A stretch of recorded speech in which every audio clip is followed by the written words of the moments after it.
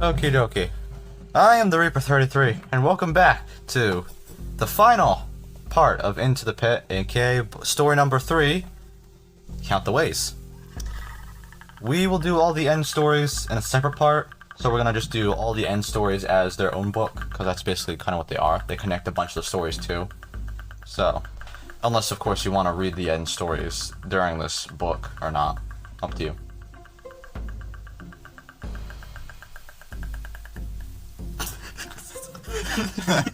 Okay then. That's fine, I guess. So, Count the Ways. We're gonna meet Funtime Freddy and a goth girl. This is gonna go great. Just so you know, Sarah was 14. That is her canonical age in the story last time. I forgot to mention that. But you're probably gonna end up hearing this episode like, I don't know, 3 weeks? No, 2 weeks after the other 2 episodes. So, yeah, it's probably already too late for that. Anywho. You ready? Ready to count the ways? Do you know your Spanish numbers? Uno.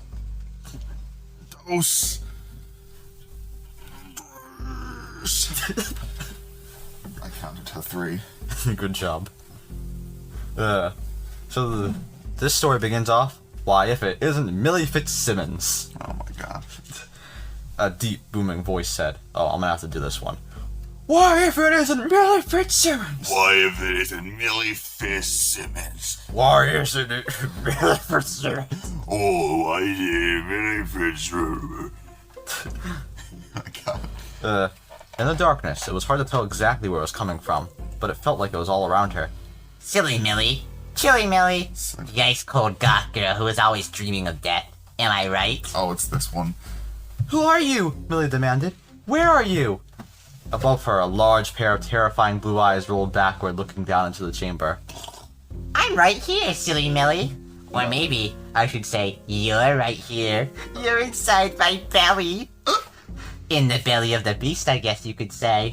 So, you're the bear? Millie wondered if she had fallen asleep after she climbed inside the old robot. If she was dreaming. Why did you climb it so... This is all too weird. You know what? You can just think of me as a friend. Your friend till the end. And we have to just decide if the end is going to be slow or quick. I don't understand. The space was starting to feel claustrophobic. She tried the door. It wouldn't budge. You'll understand very soon, Chilly Millie. You goth girls crack me up. All dressed like professional mourners, so serious all the time. Daydreaming about death like he's the lead singer of some boy band. And then when you meet him, it'll be love at first sight. Well, Merry Christmas, Millie. I'm going to make your dreams come true. Okay, go back. It's not a question Not of like if, this. but how. What was happening? She was definitely awake. Had she lost her mind? Descended into madness like a character in an Edgar Allan Poe story? I like to get out now, she said. I want to leave now. Nonsense! The voice said. You're going to stay in here, all cozy, while we work out how you're going to have your dream date with death. The choice is yours. But it would be my pleasure to present you with some options. Oh no. Options of how to die? Millie felt the cold metallic taste of fear in the back of her throat. Fantasies about death were one thing, but this felt like reality. Snap back to reality. And that was the beginning of the story. This is gonna go great. Wonderful. Millie, what a stupid name. She was named after her great-grandmother, Millicent Fitzsimmons, but Millie wasn't the kind of name you saddled a person with. A cat or a dog maybe, but not an actual human. I've never heard of an animal named Millie. Hell of a boss. That's not what I was thinking of, bro. Millie's black cat was named Annabelle Lee, after the beautiful dead girl in Edgar Allan Poe story, which meant that Millie's cat officially had a better name than she did. But, Millie thought, it made sense that her parents would come up with such a ridiculous name. She loved them, but they were ridiculous people in a lot of ways. Flighty and impractical, you know, the kind of people who would never think about how hard elementary school would be for a little girl whose name rhymed with silly.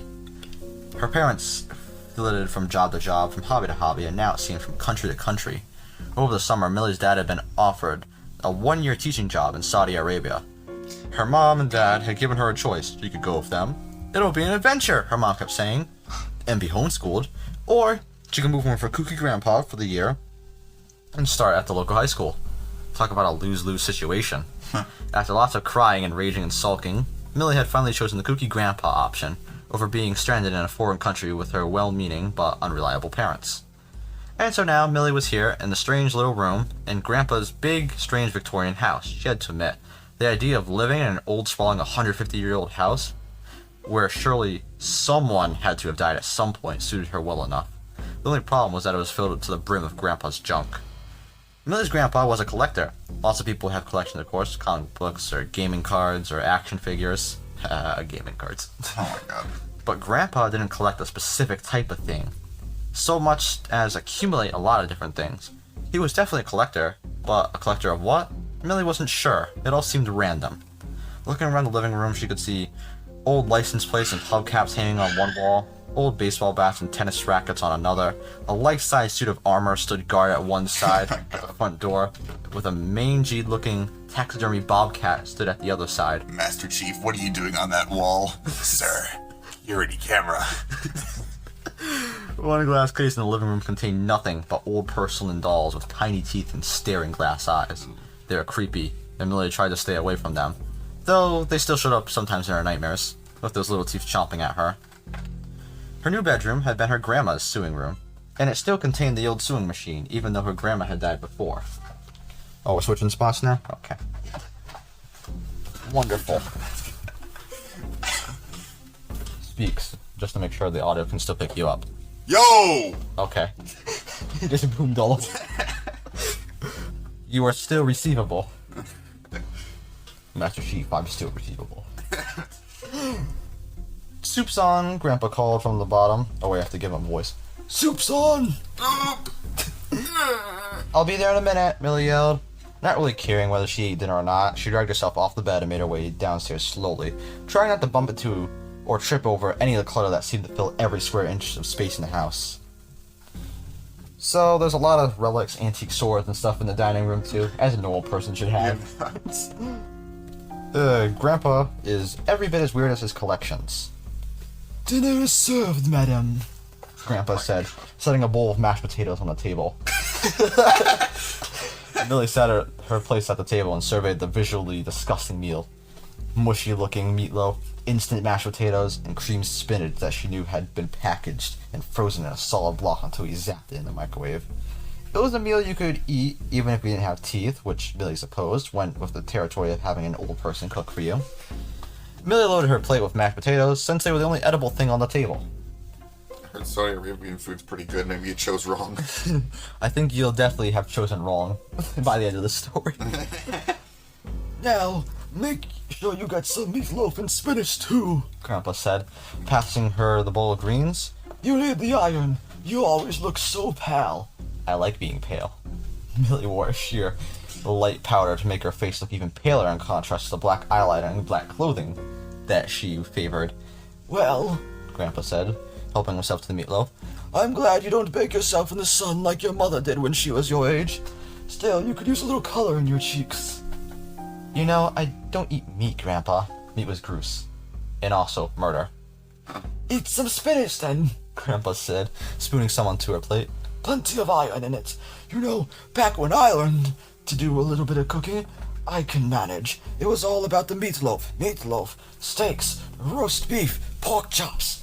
But if you'll help me find some vegetarian recipes, I'll sure try to cook them. It would probably be better for my health to eat less meat anyways. Millie sighed and pushed the spinach around on her plate. Don't bother. Doesn't really matter whether I eat or not. Grandpa set down the fork. I think it might be. Of course it matters. Everybody's got to eat. Oh my god, we've got to eat! He shook his head. There's no pleasing you, is there, girlie? I'm trying to be nice. Every what you like. I want you to be happy here. Millie pushed her plate away. It's a waste of energy to try and make me happy. I'm not a happy person. And you know what? I'm glad I'm not happy. Happy people are just lying to themselves. Personality sadness. Well, if there's nothing in store for you but misery, I guess you might as well go get started on your homework. Oh! Roll Grandpa's on a roll. Millie rolled her eyes and flounced out of the room. Homework was misery. School was misery. Her whole life was misery. In her miserable room, Millie opened her laptop and searched up famous poems about death. She reread her old favorites, Annabelle Lee, the cat with the same name who was curled up on her bed, The Raven by Poe, then tried one that she'd never seen before by Emily Dickinson. The poem talked about death as a guy picking up a girl for a date with death. The thought made Millie lightheaded. She thought of death as a handsome, black-coat stranger, choosing her as the one he would take away from the boredom and misery of everyday life. She imagined he looked just like Kurt Carrion.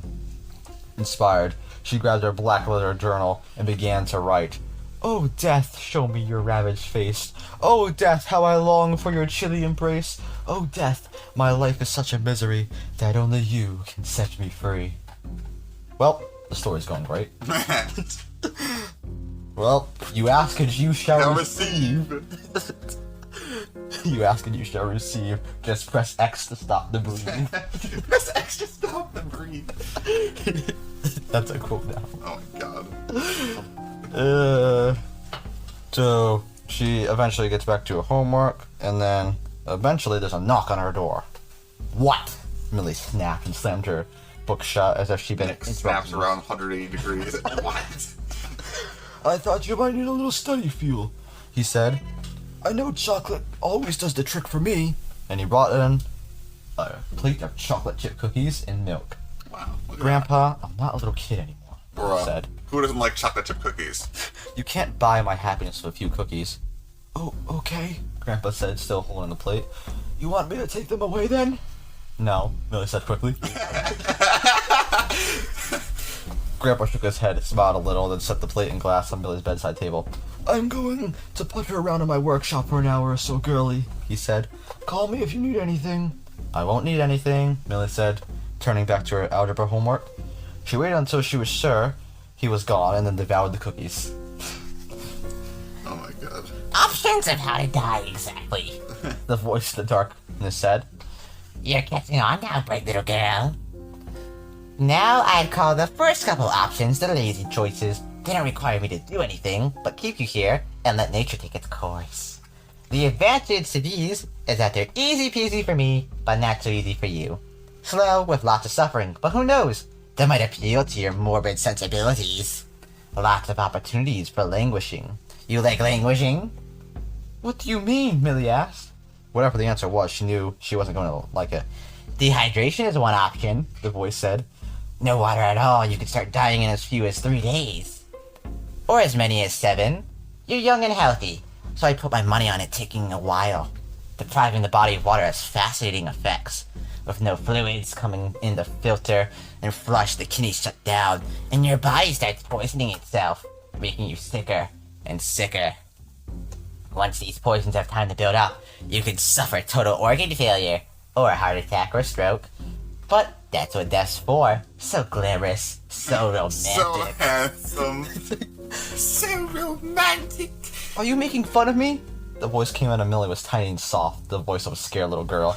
Not at all, my dear. I like you, Millie, and that's why I'm here to make your wishes come true. Oh my god. That sounds familiar. That does sound familiar. Like a genie, except you're the one who's trapped in the bottle. The voice stopped to chuckle. Starvation is another classic, too. But that's really a slow-moving train. It takes weeks for the body to use up its stores of nutrition and break down all its proteins and turn on itself. It can take weeks. Some people have even lasted a couple months. Millie knew her grandpa would rescue her before she could starve to death. "That'll never work. Grandpa comes in here to put her around after dinner every night. He'll find me." How? The voice asked. "He'll hear me. I'll scream." Scream all you want, lamb chop. It's soundproof. No one will hear you scream. And anyways, after a few days, you'll be too weak to scream. Uh-oh. And so we go back to winter break. It came, Christmas trees, the usual memorial, And Millie is just like, she doesn't know why they get so excited. She's all about the misery, death, the usual. And as she's walking down the hall to the lunchroom, a blonde cheerleader, Millie didn't even know her name, said, "I'm surprised to see you in the daylight, Dracula's daughter." The cheerleader looked over at her equally blonde friends, whom she'd been talking to more than she'd actually been talking to Millie, and they all laughed. The Dracula's daughter thing had started because she'd been carrying around a paperback copy of Bram Stoker's Dracula, and one of the jockey popular guys had said, "Oh, look how sweet, she's reading a book about her dad." From then on, she'd been Dracula's daughter. Of course, everybody knew she was really Jeff and Audrey Fitzsimmons' daughter, which made her almost as much of a misfit as she would have been if Dracula were her real dad. The Fitzsimmons were kind of a joke in their town, famous for their tendency to start projects with great enthusiasm and then abandon them. They had bought a run-down and once beautiful colonial house when Millie was 10 and had thrown themselves into refurbishing it.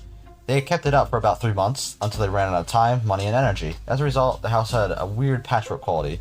The living room and the kitchen were repainted and had new fixtures, but the bedroom still had old peeling wallpaper and floors with squeaky boards.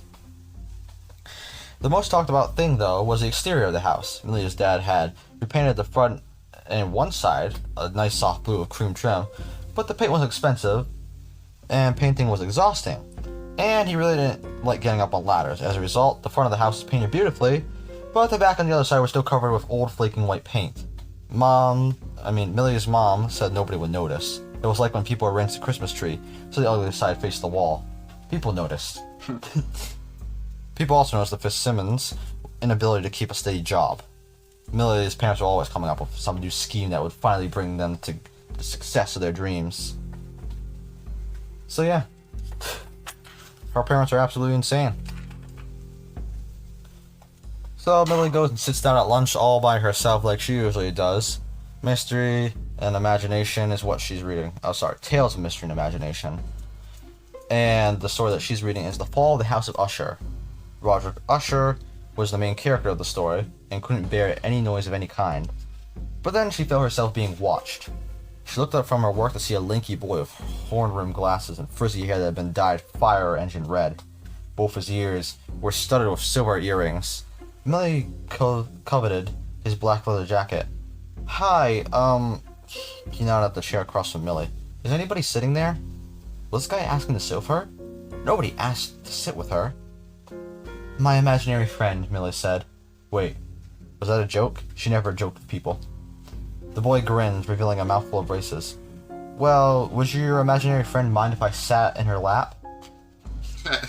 Oh. Millie looked at the empty chair for a second. She said, suit yourself. Bruh. Okay.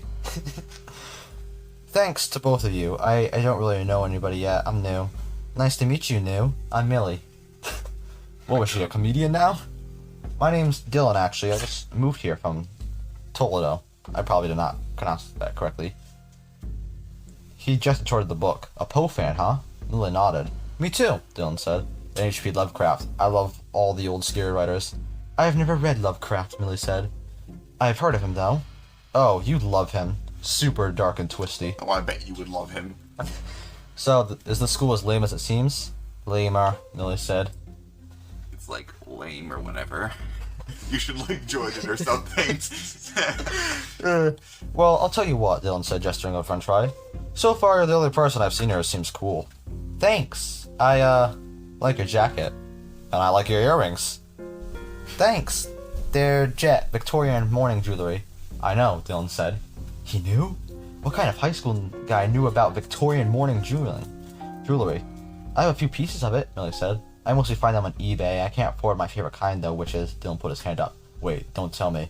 It's the kind where they weave the hair of the dead person into the jewelry, right? Yes! Millie said, shocked and amazed. Those pieces show up sometimes on eBay, but they always cost a fortune.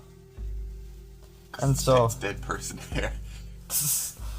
And so the bell ends up ringing and he says, Millie, it's been a rare pleasure.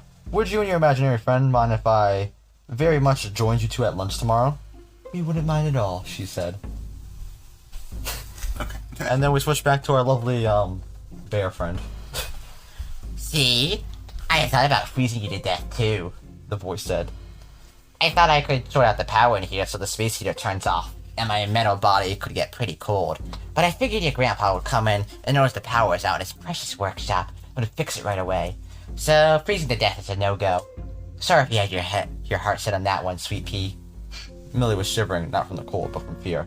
I don't understand. Why do you want to kill me? Interesting, you should ask. There.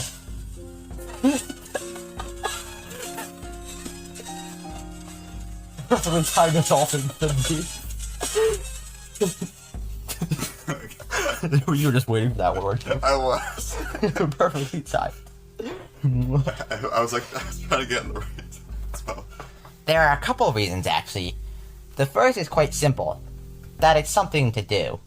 I sat in a salvage yard for ages before your grandpa found me and brought me here, where I've been sitting too, and bored out of my skull. Not that I have a literal skull, but you know what I mean. Aren't there other things that you could do besides killing people? Millie asked. Wherever this being was, it was obviously intelligent. Maybe she could reason with it. None so interesting. And plus, there's my second reason, which is that death is what you want.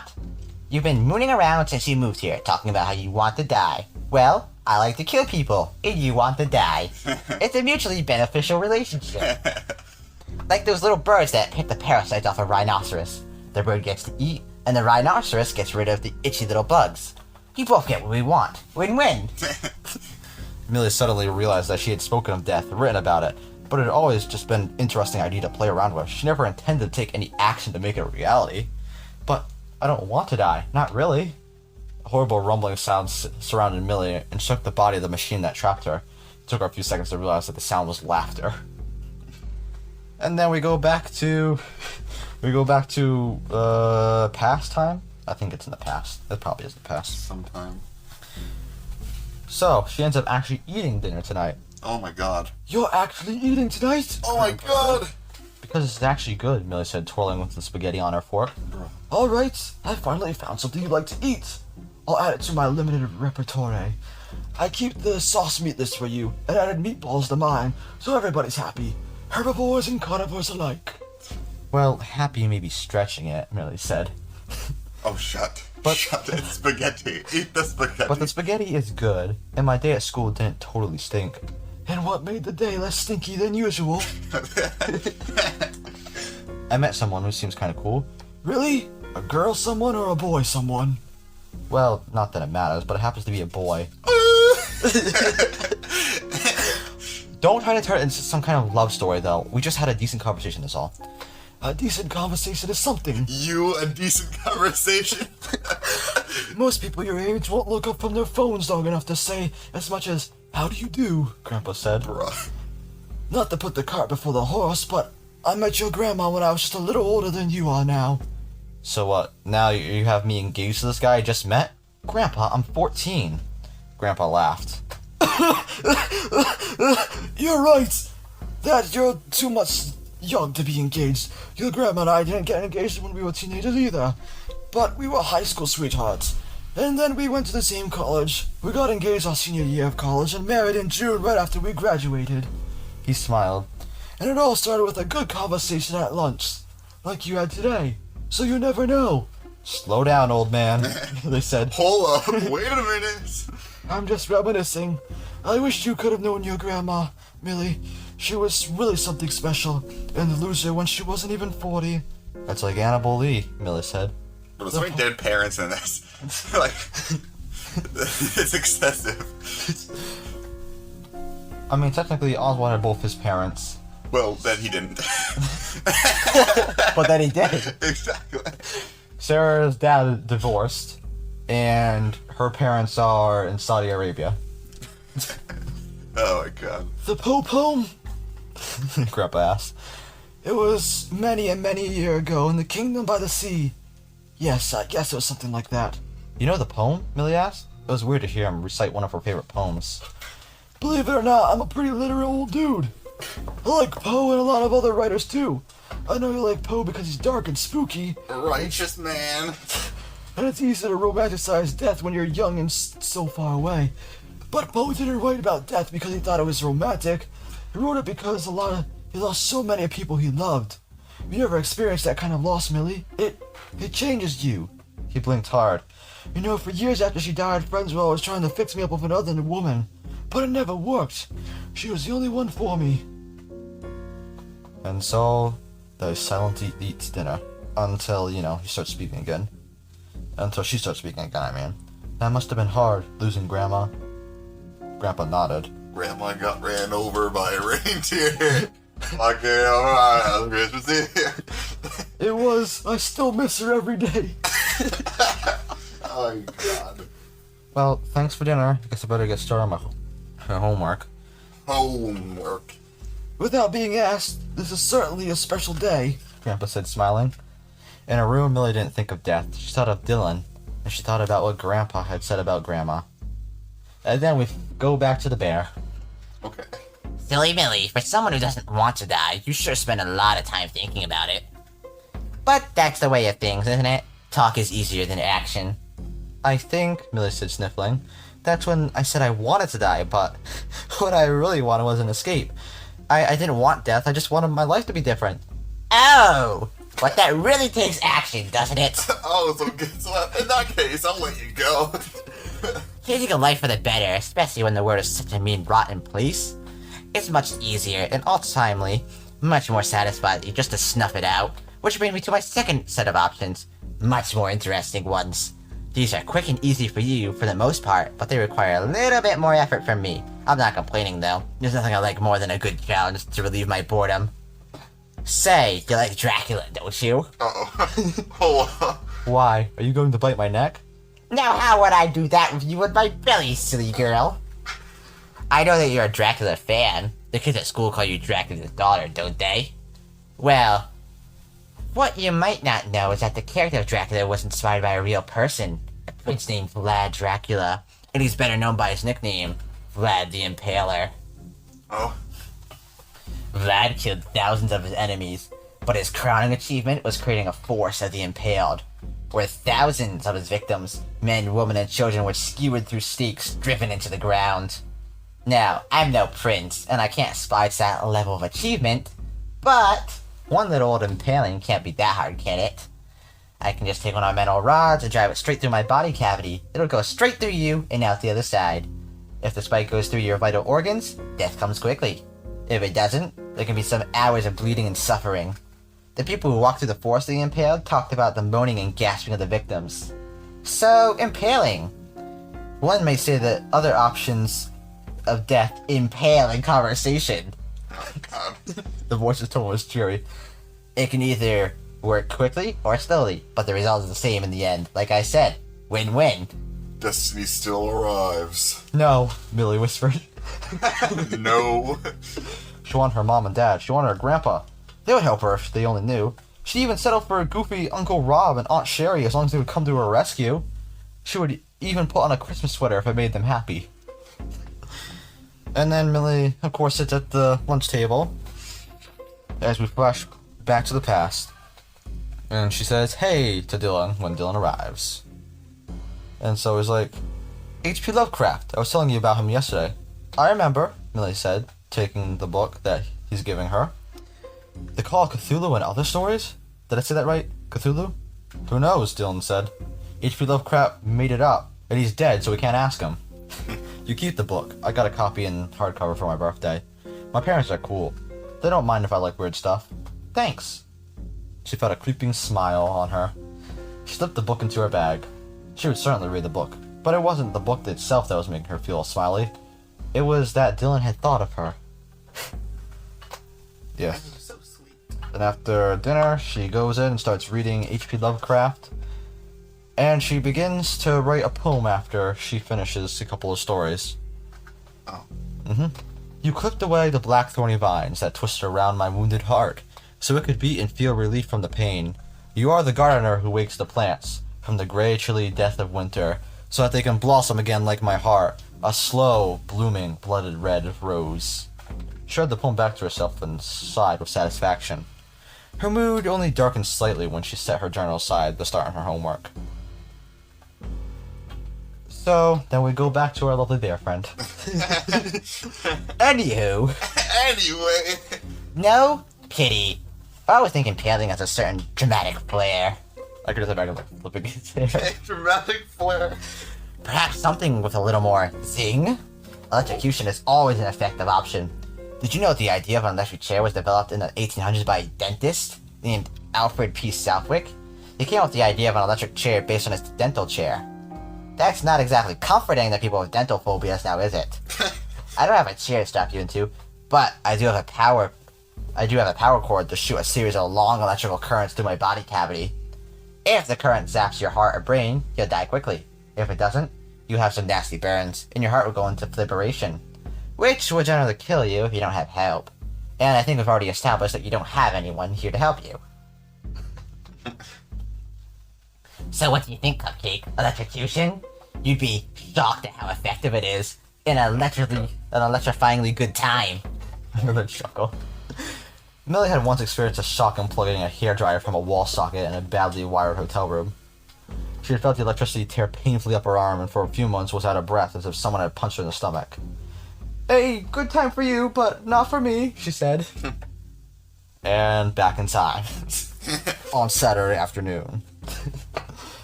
Millie goes to the downtown library. A beautiful way to spend the Saturday afternoon for her. Good things always happen on Saturday afternoons. Yes, I know, right? And then all of a sudden she hears a voice from behind her. "Hey." "I didn't mean to startle you," said Dylan. "Hey, did you read that Lovecraft book?" "Yes, I loved it. It was kind of hoping they'd have more stuff by him here." Dylan said. "I bet I can pick something else you like. Give me a second." And then he picks up The Lottery and Other Stories by Shirley Jackson. You remember The Lottery from school?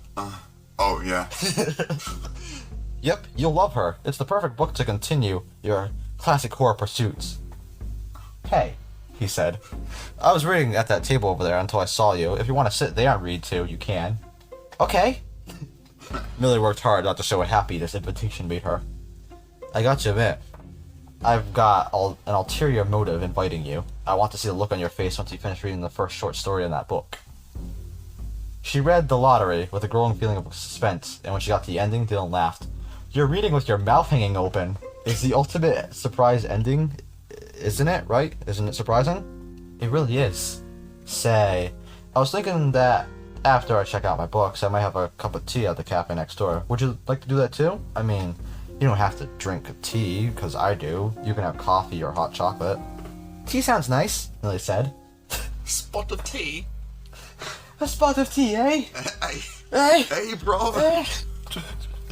So yeah, they have that.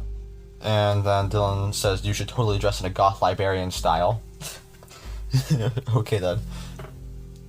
And they said it'd scare the living daylights out of people in the library going like that. And so they're getting closer to Christmas. And she ends up talking with, Dylan about a holiday bazaar at the school that night. Paris still in Saudi Arabia. God. And so, Millie, when she goes home, she's like to Grandpa, "Hey, I want to go to a school ball." And he's like, "Really?" Are you sure about that? "For the first time. Time in forever. We'll leave about an hour. Maybe you could wear something besides black. Something, a little more festive." "Don't push it, Grandpa." Don't push your luck in. Exactly. And so, when she gets there, she finds Dylan. He's standing in front of a booth selling reindeer Christmas ornaments made from candy canes. Candy cranes. Candy canes. But he wasn't alone. He was with Brooke Harrison, a blandly pretty blonde girl who was in Millie's U.S. government class. Dylan and Brooke were holding hands and laughing about some private joke in a very couplish way. Millie bit her lip to keep from gasping. She turned around and ran through the hall, down the stairs. She had to find Grandpa. She had to get it out of here. "Where's the fire, Dracula's daughter?" some random kid asked her. She didn't even bother to process who it was. She ran to the cafeteria, scanning the crowd for Grandpa's ugly Christmas sweater. Unfortunately, a lot of people wearing ugly Christmas sweaters. She finally found Grandpa next to the drinks, sipping coffee and chatting with a couple of older men. "We have to go," Millie hissed at him. Grandpa knitted his brow in concern. "Are you sick or something?" "No, I just have to go." "Okay, honey." He gave the older guys a look that seemed to say, "They're so emotional at this age," and then said, "See you later, fellas. Merry Christmas." In the car, Grandpa said, "What's the matter, honey? Did someone at school say that hurt your feelings?" "Nobody at school said anything to me because nobody at school ever says anything to me. Nobody at this school cares whether I live or die." "I can remember feeling that way when I was your age. I wouldn't go back to being 14 for anything. Not even if all the years I'd get back." The tears weren't stopping. Miller looked out the window and tried to ignore Grandpa. He couldn't possibly understand. Millie wasn't afraid of death. Right now, death felt like her only friend. Are you sure about that? My! Oh, Certainly, we couldn't, aren't we? the voice said. For somebody who wants the end result, we're awfully fussy about how to achieve it. But there are lots more options. I feel like a waiter talking my way to the menu at a fancy restaurant. The difference, of course, is that one menu gets you fed, the other menu gets you dead. Low rumbling laughter. Oh, I crack myself up. Since I was talking about food, how about boiling? Did you know that Henry VIII made boiling alive the official form of punishment during his reign?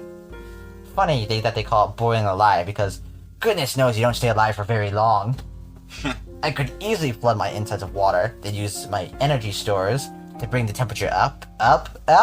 First it'd feel like a nice warm bath, but then it would just keep getting hotter and hotter and hotter. I wonder if you'd turn red like a lobster. Maybe that fixed your pale complexion. Oh my god. So back to the past. She's walking in the cafeteria, and then Dylan sits down across from her. When after she sits down, he goes, "Hey, Hey. how can you just sit across from me like that?" Millie said. He was so casual, opening up his ketchup packets and creating a little red puddle on his plate, just like he always. Just Like, clapping it in his What? hands. Dylan said, looking lost. I sit here every day. I think you'd want to sit with Brooke. Brooke has a different lunch period than me. He obviously dipped a nugget into his ketchup puddle and popped it in his mouth. Dino Nuggie. Master Chief, what are you doing in the cafeteria? Sir, Dino Nuggies. So I'm what? Your backup? Her understudy? Huh? Dylan rubs his face like he was tired. I'm sorry, Millie. I am trying to keep up. I really am, but you're not making any sense. Dylan, I saw you with her at the bazaar last night. Yeah? Yeah. So? So? You were holding hands. You were clearly together. Yeah? So? Wait, Millie, did you think you and I were dating? Millie swallowed hard and told herself not to cry. You noticed me. You brought me a book. You took me out for tea. Of course I thought we might in the future date, I mean. Wow, Dylan said. Oh, gee, I'm sorry if I misled you. I mean, you're really great and really pretty and everything, but I never meant to make you think we were anything more than friends. Haven't you ever had a friend who's a boy but who's not, a boyfriend? Hannah had been Millie's only friend, but then she had abandoned her. There was no way Millie was sharing this fact with Dylan. Of course I have, but Dylan, you told me I was the only cool person you met at this school. I did, but that was my first day. I've met other cool people since then. Like Brooke? Millie's voice dripped with sarcasm. What, you don't approve of Brooke? I don't approve of book. What, you don't approve of Brooke? Scott, I'm reading this. What, you don't approve of book? She's blonde and basic, Millie said. No need to mince the words, the truth was the truth. Have you ever had a conversation with her, Dylan asked? Do you even know what she's like? Had Millie ever heard anything, Brooke say anything to her? She was quiet in U.S. government class, Millie assumed, because she had nothing interesting or important to say. I never talked to her. I don't talk to anyone. Dylan shook his head.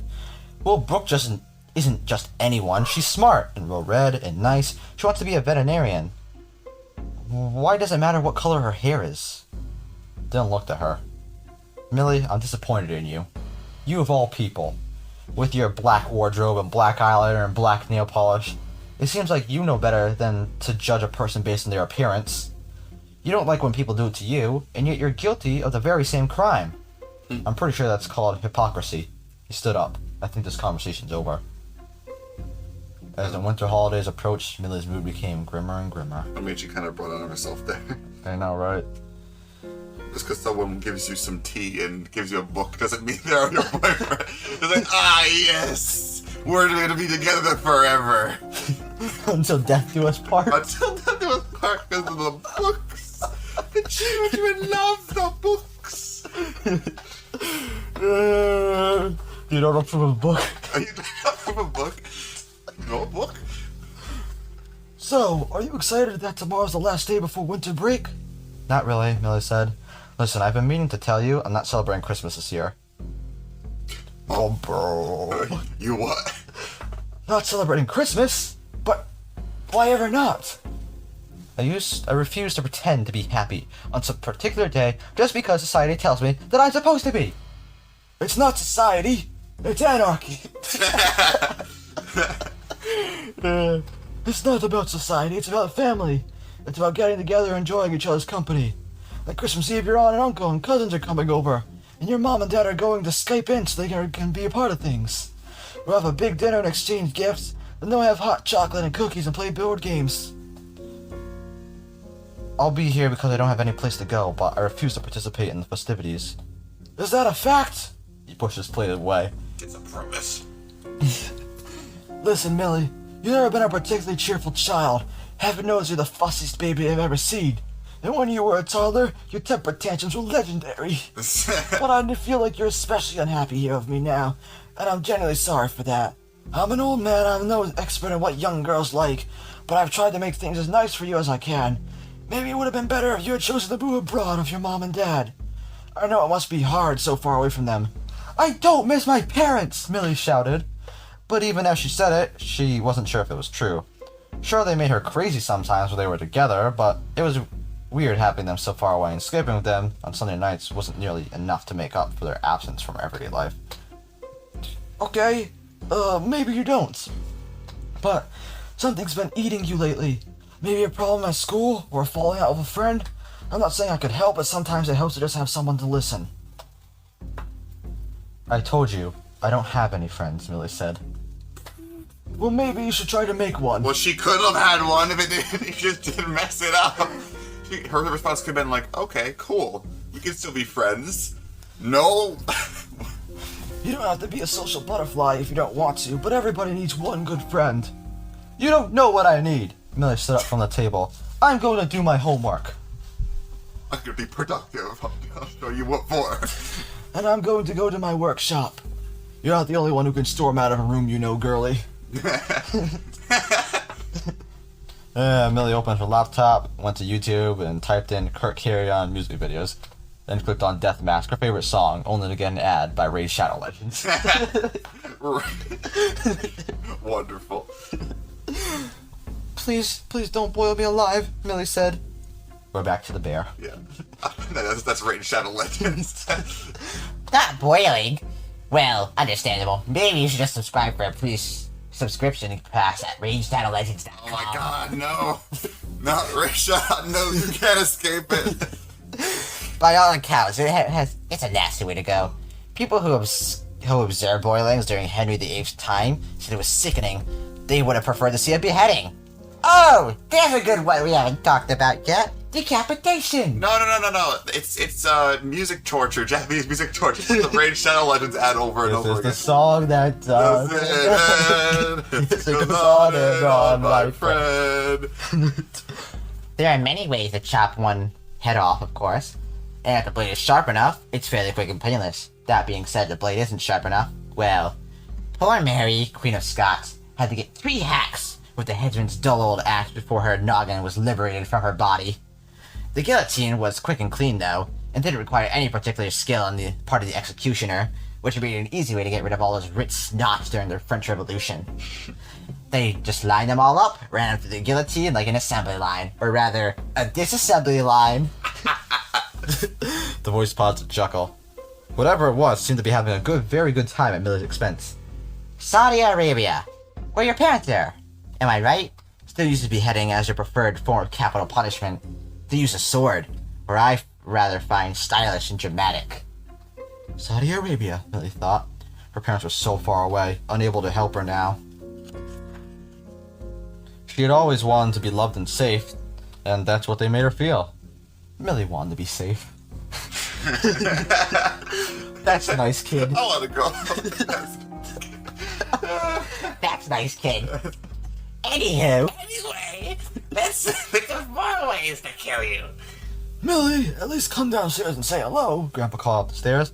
It was Christmas Eve. And Grandpa had been blasting Christmas music all day long. Here comes Santa Claus. Here comes Santa Claus. I'm in Santa Claus Lane. Mixing, gifting of all his children a sword with his sleigh. If you want a beheading, you should just ask Funtime Freddy. 'Cause if you say that you don't want it, well then you better become ready. Oh my god. Beautiful. Everybody's wearing Christmas sweaters, and Aunt Sherry says, Merry Christmas. And Millie did not move toward her. Hello, she said, her voice dripping ICQs. Like, hello, or whatever. Off to your funeral, Millie? Uncle Rob said. I wish. My God. And then all of a sudden, Winter Wonderland comes on again. Walking in with... Millie isn't celebrating Christmas this year. Oh, wait, sorry. Millie isn't celebrating Christmas this year, but at least she's agreed to grace us with her presence. How can you not celebrate Christmas? Hayden said, looking up at Millie with big, innocent blue eyes. Christmas is awesome! Christmas is radical, bro. Yeah, man. And the presents are awesome, Cameron said, pumping his fist with excitement. Oh, yeah! Yeah. Our culture is already too materialistic, Millie said. Why do you want more stuff? Because opening wrapper makes monkey brain go ooh. Her aunt, uncle, and cousins all looked uncomfortable. Good. Somebody is filming to tell the truth. Sherry plastered a smile on her face. Millie, won't you at least have a cup of eggnog? Drinking eggnog is like drinking phlegm. No, no, ew, no, it's not like that at all. What's phlegm? Hayden asked. It's that gross, slimy stuff in your throat and nose when you have a cold, Aunt Sherry said. Cameron raised his cup. Yum! Egg snot! Pumps his face! Oh! Yeah.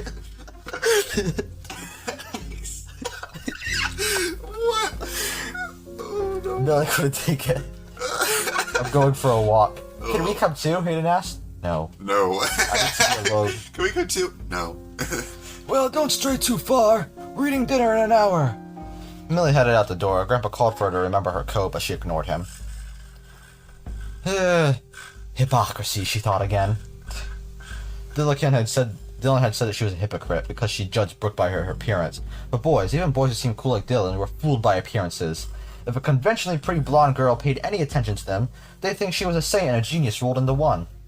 No way Millie was a hypocrite. She was a truth teller, and if someone couldn't handle the truth, that was their problem. Right. Yeah, It's almost like what she just said was also hypocritic. Almost. Almost as And if. so, she heads into her grandpa's workshop. And she looks around and stuff. Grandpa Paul. There's a bunch of stuff. Coins, bicycles, jack-in-the-boxes things. But the strangest item among the many was tucked into one corner of the workshop. It was some kind of mechanical bear. Again, why did he grab that? Why would you... No one would take these things. He said he got it from a junkyard, so it's just like the same junkyard. No, it's the same junkyard. Bro, it sells animatronics for free. God. It comes with one murder for book. Comes with free murder. Free murder. Free murder anytime after 10. Why after 10? And so it had a bow tie, a top hat, and a creepy blank grin. It looked like it had once been white and pink, but years of neglect had left it a dingy green. It was big enough for a person to climb into its body cavity. What would be the first thing you would think of? Like in those science fiction movies where people drove giant robots. Why had little kids ever liked things that were nightmare-inducing? From outside the workshop, Millie heard laughter and yelling. Hayden and Cameron playing in the backyard. She hadn't thought to lock the workshop door from the inside. What if they tried to come in? Millie couldn't let them find her. They'd go tell the adults, and then she'd be dragged into the house, sentenced to mandatory celebration. Millie found herself staring at the old animatronic bear. She opened the door to the mechanical bear's body cavity, crawled inside, and shut the door behind her. Why would you do... Darkness enveloped her. It was so much better than those annoying, twinkly lights and garnish bright Christmas sweaters. This was You perfect. better change your mind real fast, girl. No one would find her in here. Yeah, You- you're right. Exactly, she's right. She could go back to the house as she heard Uncle Rob and Aunt Sherry's car pulling out of the driveway. Sort of she missed Skyping with her parents. It served them right for being so far away from her on Christmas. Kids, it's time for dinner! Grandpa called out the back door. Millie, you come in too if you can hear me. It smells great in here, Cameron said. Well, that's because I cooked for you a feast. Ham and sweet potatoes and rolls and your mom's green bean casserole.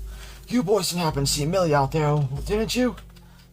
Nope, didn't see her, Hayden said. Grandpa, why is she so weird? Grandpa chuckled. She's 14. You'll be weird when you're 14 too. Now go wash your hands before we sit down to eat. And so they start eating and stuff, and they start dishing out the food without her. I don't have a sword like Saudi Arabian executioner, silly Millie. But I do have a sharp-sheeted metal I could pass the chamber. It could pass the level of your throat, or it could hit your lower and bisect you. And bisection is sure a way to go. Either way, the job will get done.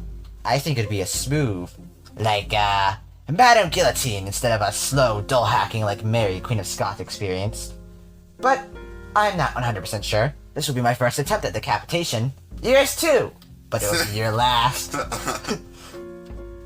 As the voice laughed at his latest witticism, Millie pushed in the walls of the chamber that trapped her. They didn't budge, but then she saw a tiny crack of light shining through the side of the door. Maybe if she could slip something, a tool of some sort, into that crack, she could somehow pry the door open? But what could she use as a tool? She took a mental survey of her jewelry. Her earrings were too small and breakable, and her necklace was an unhelpful string of beads. Millie? The voice said. Are you still with me? A decision must be made. Millie thought. She lowered her head and curled up into a ball when the blade shot through. It'll miss her. She'd have to be quick, though, and make sure she got her whole head out of the way, or else she'd be scalped.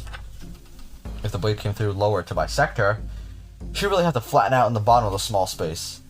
Is there any chance you would just let me go? She asked. Anything I'd give you in exchange for my life? Lamb chop, there's nothing I want from you except your life. Millie took a deep breath. Okay. Decapitation it is. Really? The voice sounded tremendously pleased. Good choice, it's a classic. I promise you won't be disappointed. You won't be disappointed because you'll be dead. God. Tell me when... Here we go. Tell me when you're about to do it, okay? Just don't spring it out on me. Fair enough, I suppose. It's not like you're going anywhere. Give me a few minutes to get ready. You know what they say, prior preparation prevents poor performance. The chamber shook and rattled, then the animatronic's eyes rolled back outward away from the chamber. Millie waited, her heart pounding. Why had she ever wished for death? No matter how hard life could be, how depressing or disappointing, she wanted to live. If nothing else, she wanted a chance to apologize to Dylan for what she said about Brooke, so they could be friends again. She curled into a tiny ball as she could, tucking her head under her arms. She hoped harder than she had ever hoped for anything, that she was low enough to miss the blade. Millicent Fitzsimmons, you are hereby sentenced to die for crimes of humanity. Wait, Millie's asked. What does crimes of humanity mean? You, The voice said. have been rude and quick to anger. You have rushed judgment of others. You have been insufficiently great to those who have shown you nothing but love and kindness. The voice is right. Different incidences of her own, rudeness and ingratitude, played in her head, like scenes from a movie she didn't want to see. Guilty as charged, Millie said. But why are those crimes I have to die for? Those are crimes that everybody's guilty of time to time. True, The voice said. that's why they're crimes of humanity. But if there's something all humans are guilty of, then why do I have to die for them? The voice didn't answer, and Millie felt a small tingle of hope. Maybe she would take her chances by curling up on the floor of the cavity. Maybe she could talk herself out of this one. Because, the voice said, you're the one who crawled into my belly. Whimpering, Millie. Why would you do that? It's like, I guess tiny space, giant 8-foot tall robot. Sure. In the spirit of that French Revolution, the voice said, I will now do a countdown in French before releasing the blade. Une, deux, trois. Quick as a shot, the blade sliced through the chamber. Grandpa brought out a plate of sugar cookies and set them on the coffee table. I'll be right back with hot chocolate, he said. In the kitchen, he finally broke down and called Millie's cell number. Her phone rang from the pocket of her jacket, which was hanging on the coat rack in the hall. Oh well, she'd have to come back when she felt she'd prove her point. Grandpa poured 5 cups of hot chocolate and topped them with a generous handful of mini marshmallows. He carried the steaming cups on a tray into the living room. Who's ready for presents? He called. I am. I am! Hayden shouted even louder, pumping his fist. Do you think we should wait for Millie? Sherry asked. She's not celebrating Christmas, remember? Rob said. Why should we wait for her if she's decided to be a brat? Grandpa didn't like the word brat being used to describe Millie.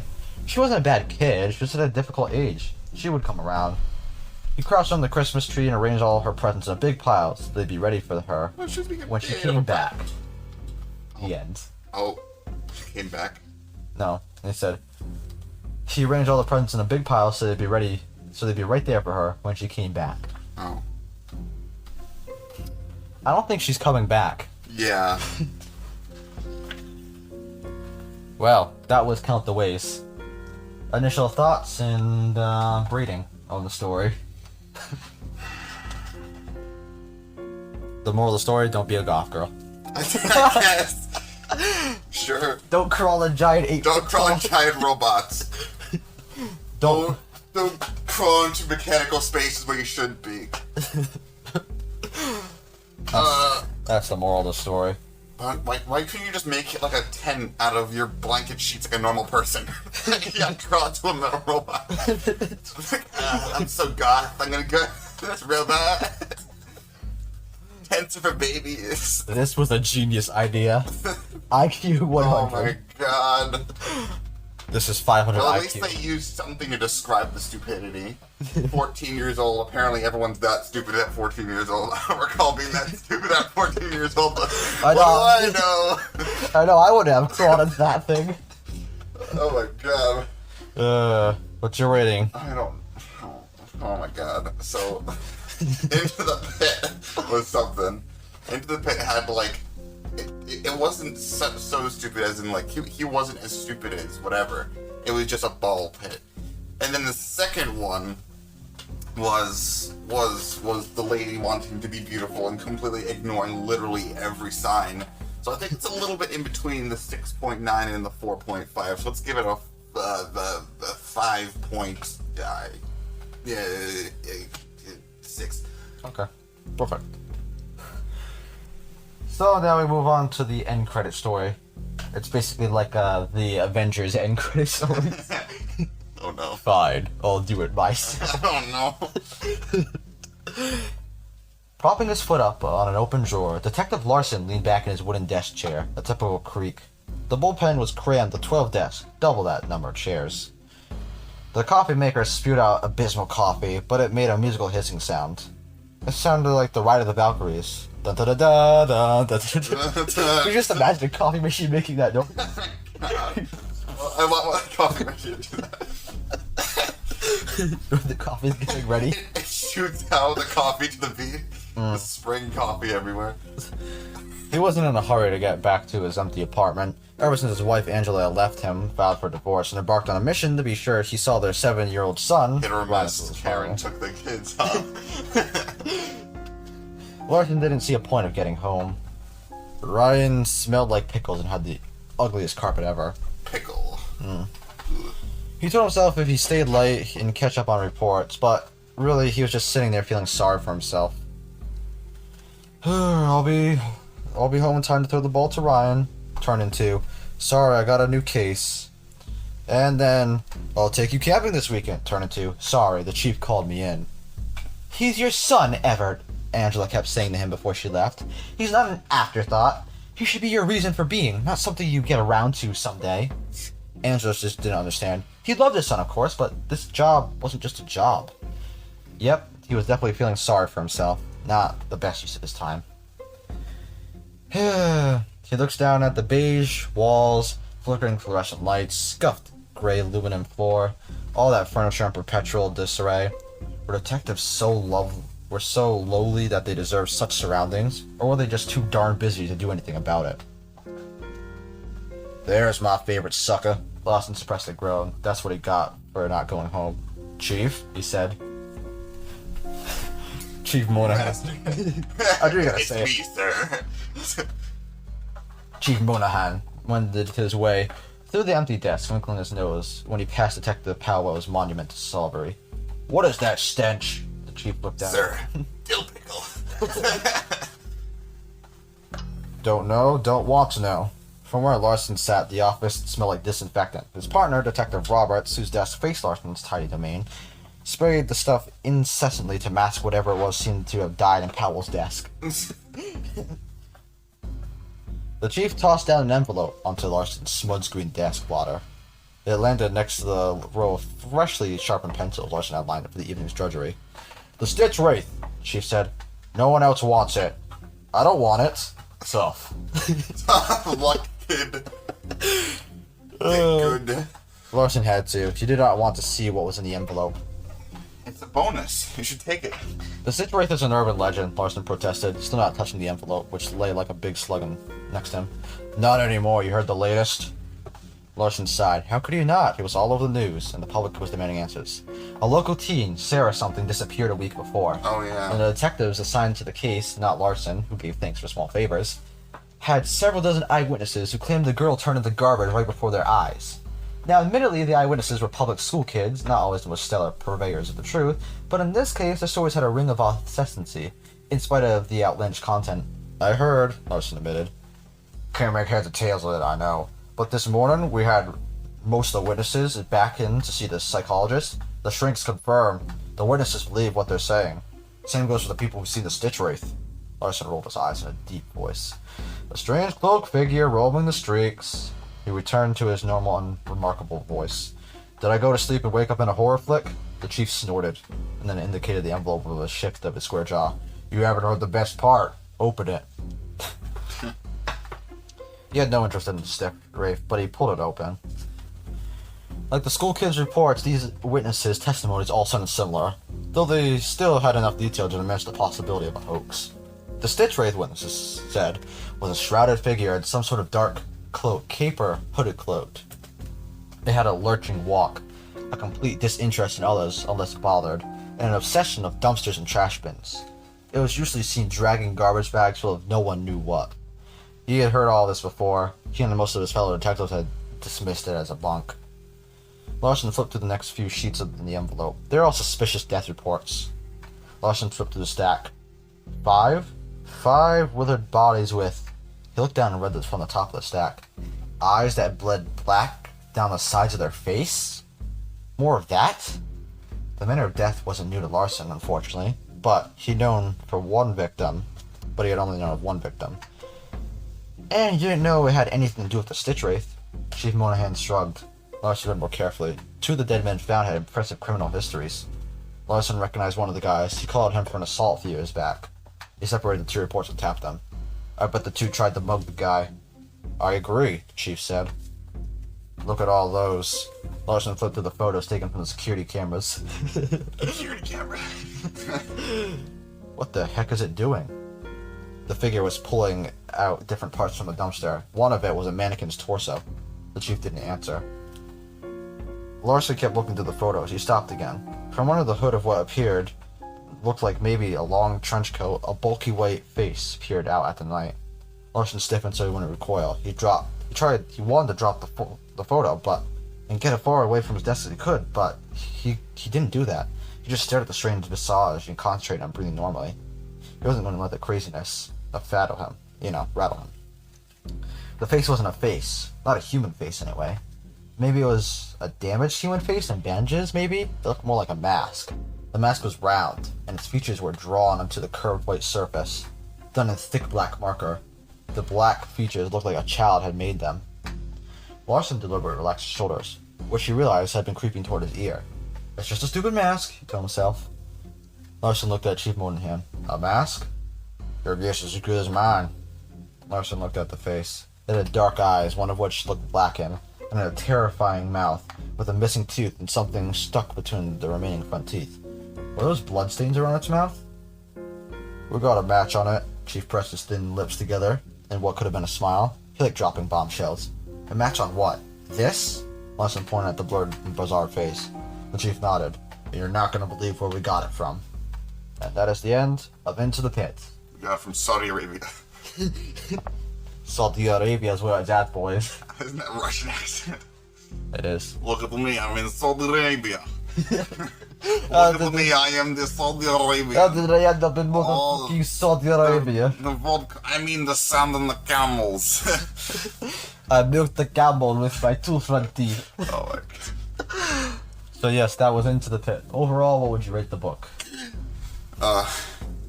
Overall, like 4.8. It was a little sad. You're not very generous in here. No. I mean, out of the 3 swords, 2 people died. Yeah. That's sad. I'm the only one who had the general smarts survived. Because the rabbit hung itself like a freaking idiot. Freaking moron. Fucking raw. Fucking raw. It's fucking rancid. So yes, we've learned so many morals of the story. What are your favorite morals? My favorite moral is don't climb into a freaking 8-foot tall rabbit. Also, don't go into a dusty ball pit that hasn't been used for several decades. It was sticky balls. Sticky balls. Don't touch the sticky balls. And don't drag out Metal Woman from cars. Oh yeah, that too. Oh my god. Don't stroll in a junkyard at night. Apparently, just don't go near any junkyard, because apparently that's where Yeah. robot creatures that want to kill you or take your body parts just live. Apparently. Don't let robots steal your liver.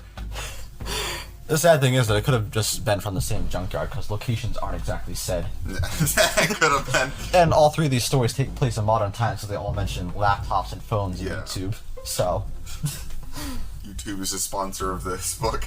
yeah, YouTube is definitely a sponsor of this book. It's Scott's nods to YouTubers. Apparently. I know one of the book's names that we'll get onto like much later on has Matthew as a name in there. And we all know Matt Pat. So there's a little pat on the shoulder. Get it? Pat. Oh, you're so funny. You know who's funny? Funtime Freddy's funny. He's hilarious. Decapitation. No breathing. No breathing. Suffocation. Boil you alive. Law.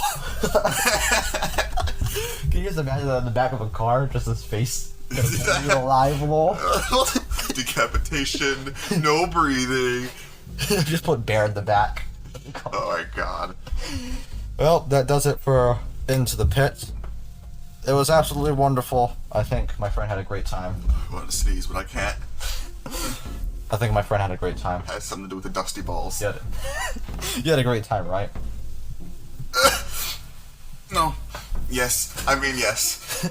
Okay, so the next book is Fetch, Lonely Freddy, I hate that dog. I don't like that dog. That dog's scary. We'll get to meet the dog. No, not the dog. Butter dog. Dog with the butter on. Butter dog. Dog go bark. Dog go woof. Woof. Woof. Woof. Dog wants to know your location.